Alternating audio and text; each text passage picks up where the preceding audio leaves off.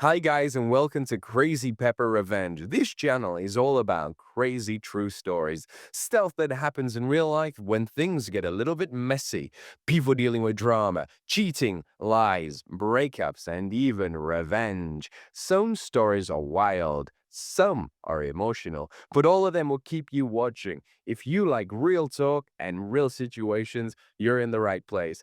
Don't forget to hit that subscribe button and stick around. This is Crazy Pepper Revenge, where the stories get spicy. Who's the worthless loser now?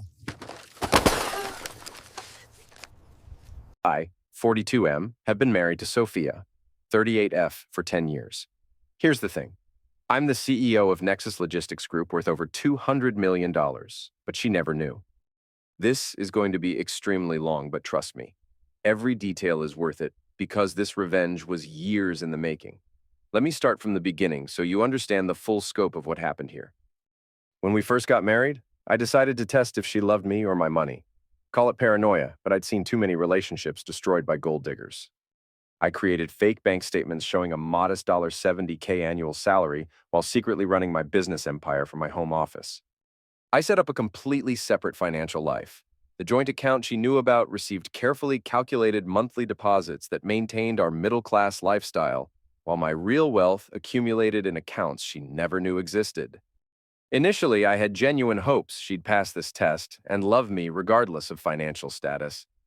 I thought maybe after a year or two, I'd reveal the truth and we'd laugh about it together. She failed so spectacularly that it became a long-term social experiment in human nature. Over the years, Sophia transformed from the charming woman I fell for into someone materialistic and cold. The change happened gradually. A complaint here, a comparison there, until resentment became her default state. She constantly compared me to her sister Veronica's surgeon husband, David, who she thought made triple what you make. The irony? I'd researched his income during a potential acquisition. He made barely a quarter of what I earned monthly. Every single conversation became about money and status. Veronica and David just bought a summer house in the Hamptons, she'd announced with barely concealed envy. That's what real success looks like, Henry. Not this pathetic suburban existence we're stuck in. She'd scroll through social media obsessively, showing me photos of her sister's latest luxury purchases. Look at Veronica's new Mercedes SUV. Must be nice to have a husband who can actually provide instead of someone who's completely given up on life. The passive-aggressive comments became daily occurrences. When I'd come home from actually closing million-dollar deals, she'd greet me with sarcasm. How was your very important day of accomplishing absolutely nothing? At dinner parties with friends, she'd make cutting remarks about my lack of ambition and refusal to take initiative. I'd sit there maintaining my mild-mannered persona while she publicly humiliated me, all while our friends knew the truth but honored my request to stay silent.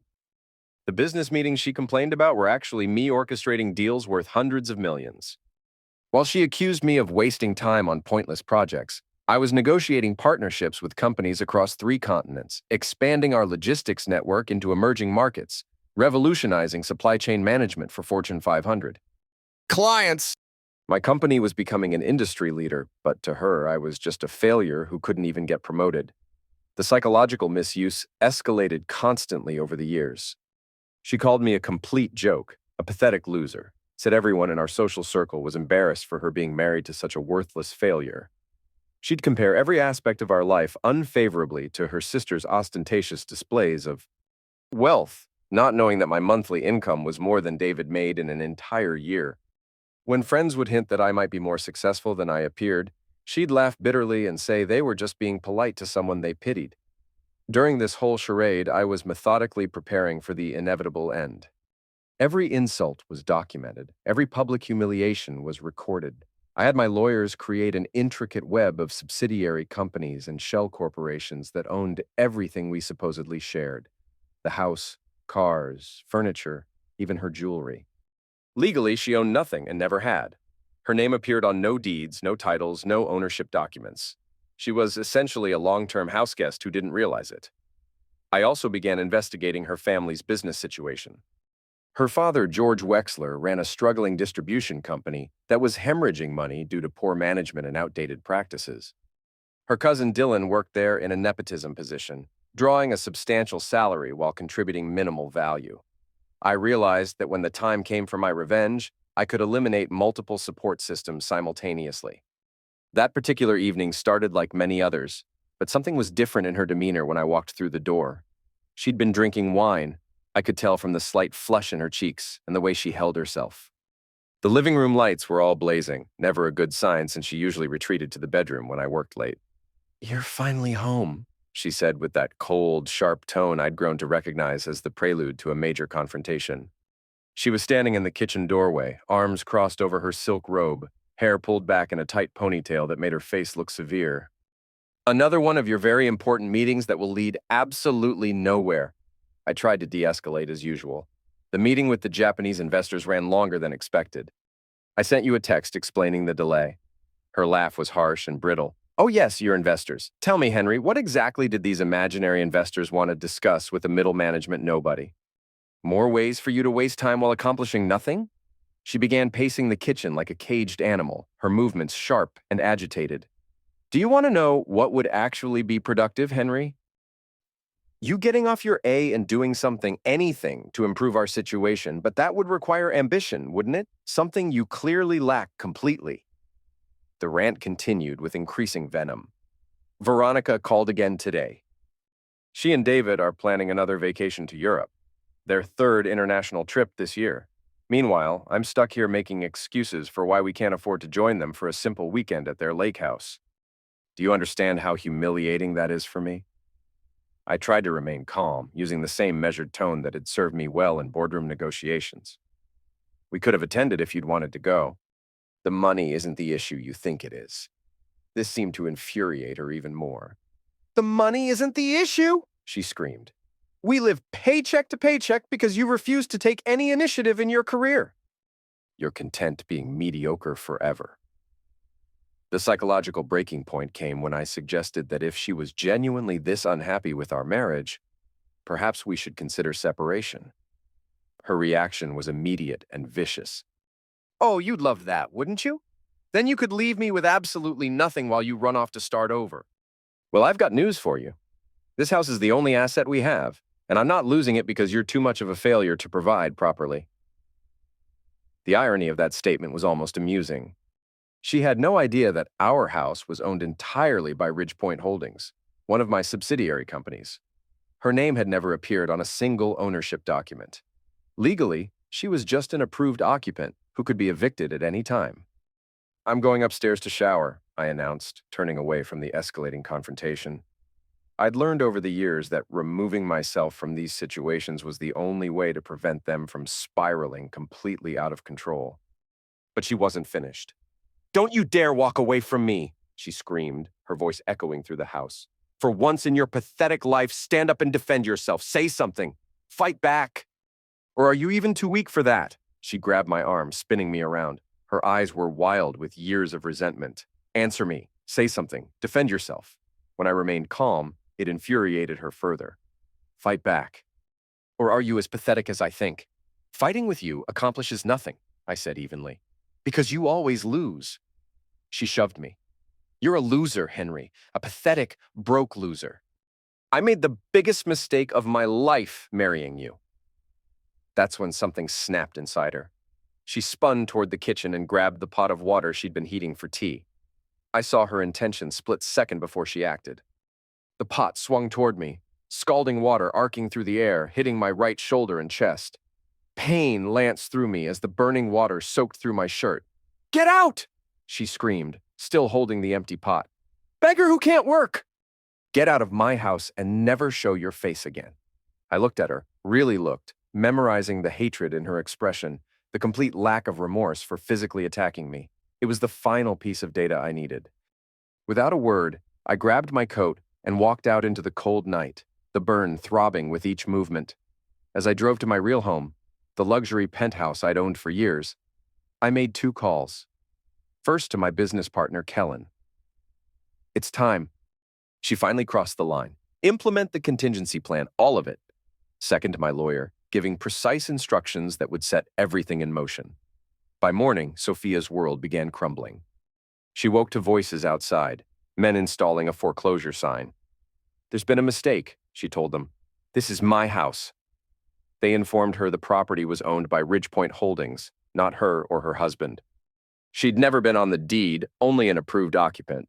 The occupancy agreement had been terminated due to breach of contract regarding tenant behavior. The power was shut off. Phone service disconnected, Wi-Fi gone. The locks were changed while she was upstairs frantically searching through house documents, discovering she'd signed an occupancy agreement, not a mortgage. Her signature was there only as an occupant, never an owner. Moving crews arrived with detailed inventory of every piece of furniture, every appliance, all belonging to Ridgepoint Holdings. She watched helplessly as they efficiently removed everything: the sofa where she'd sat countless evenings, the dining table where she'd hosted parties, even the bed she'd slept in the night before. Her sister Veronica arrived, not with sympathy, but contempt. "It's all over the neighborhood chat. Sophia Ford being evicted from home she never owned. Quite the scandal." When Sophia begged for help, Veronica's response was brutal. "Help you? After how you treated Henry? Your husband is Henry Ford, founder and CEO of Nexus Logistics Group. He's worth millions, Sophia. Try $700,000 a month minimum. Everyone knows except you, apparently." The crushing truth finally broke through her denial. She had thrown out the man who provided everything, and now she had nothing. But I wasn't finished. I systematically acquired her father, George Wexler's failing distribution company through Nexus Logistics. The board approved unanimously when I presented it as undervalued assets. George and her cousin Dylan were fired immediately, their family business dissolved and absorbed, the Wexler name retired forever. Another support system eliminated. Friends refused to help her. "We've all seen how you treat him," her former best friend Brielle said. "We've heard how you talk to him at every gathering. Henry asked us not to tell you his true status. He wanted to see if you'd love him for who he was. You decided status and money were more important than character." Sophia ended up staying in her sister's guest house, working as a maid to earn her keep. The woman who once sneered at service workers was now scrubbing toilets for room and board. When she saw me on the news accepting a business award, announcing a $400 million expansion, the full scope of her mistake became clear. The coup de grace came at Charlotte's premier business gala where I was receiving Innovator of the Year. Sophia somehow talked her way in, approaching me with rehearsed contrition. "There's been a terrible misunderstanding," she pleaded, tears she could summon on command. "People deserve second chances." That's when I signaled my partner. Every screen in the ballroom suddenly displayed security footage from our kitchen, timestamp clearly visible. Hundreds of Charlotte's elite watched as Sophia grabbed the pot of boiling water and deliberately threw it at my back, heard her scream, "Beggar who can't work, get out of my house!" The footage froze on her face, contorted with rage. The collective gasp echoed through the silent ballroom. It wasn't," she stammered, unable to form coherent defense as shocked faces surrounded us. "Wasn't you physically attacking your husband?" I asked calmly. "Wasn't you calling the CEO of a $500 million company a beggar?" "I didn't come here to embarrass you," I continued, though we both knew that was exactly my intention. "I came to accept an award for business success you spent years belittling. Your presence is neither required nor welcome." Security escorted her out while I announced, "Ex-wife as of this morning. The divorce was finalized at 9 a.m. You'll receive papers tomorrow." You contested nothing, having no legal standing. Her reputation in the city was finished instantly. Even Veronica abandoned her after that public spectacle. "After tonight, alternative arrangements need to be made," David told me diplomatically. Sophia was evicted again, this time with only $500 and a bus pass. 3 months later, I stood on the balcony of my newest acquisition, a luxury spa built in our old neighborhood, elegantly named Ford's Revenge Spa and Wellness Retreat. The property had tripled in value with a 3-month waiting list of Charlotte's elite seeking exclusive treatments. That's when I saw her, pushing a shopping cart containing her worldly possessions, begging on the street outside the building that was once our home. Her designer clothes gone, replaced by thrift store cast-offs, hair unwashed, moving with the hesitant gait of someone with nowhere to go. She stopped at the property edge, staring up at the monument to her downfall, the irony of the name clearly not lost on her. She held a paper cup, approaching passers-by who mostly ignored her. The woman who once sneered at the less fortunate had become one of them. Our eyes met across the distance, hers filled with desperation and defeat, mine cool and dispassionate. For a moment, we acknowledged the culmination of our journey. Then I simply turned away, dismissing her as easily as I'd removed her from my life. People ask if I feel guilty. I don't. For 10 years, she made me feel worthless while spending money I earned. She chose greed over love, status over character. The boiling water was just final confirmation of who she really was. I gave her every chance to show her true nature. She exceeded my worst expectations. The burn scar on my shoulder reminds me daily why I did this. Not from anger, but cold calculation that some actions demand permanent consequences. Sophia gambled everything on a man she thought was weak. She lost everything to a man who never forgets and never forgives betrayal.